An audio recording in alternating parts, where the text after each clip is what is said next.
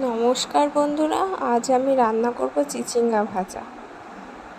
চিচিঙ্গা ভাজা রান্না করার জন্য আমি প্রথমে চিচিঙ্গা কেটে নিয়ে ছোট ছোট করে ধুয়ে রেখেছি।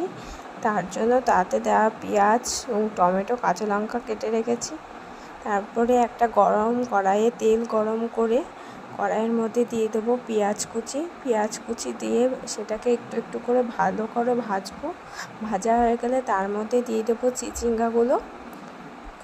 ভেজে চিচিঙ্গাগুলো হালকা ভাজা হয়ে গেলে তার মধ্যে সেদ্ধ হওয়ার জন্য দিয়ে দেবো নুন দিয়ে একটু নাড়াচাড়া করে তার মধ্যে দিয়ে দেবো একটুখানি সামান্য হলুদটা দেওয়া হয়ে গেলে হলুদ দিয়ে নাড়াচাড়া করার পর কিছুক্ষণ নাড়াচাড়া করার পর দিয়ে দেবো দুটো চিড়ে রাখা কাঁচা লঙ্কা,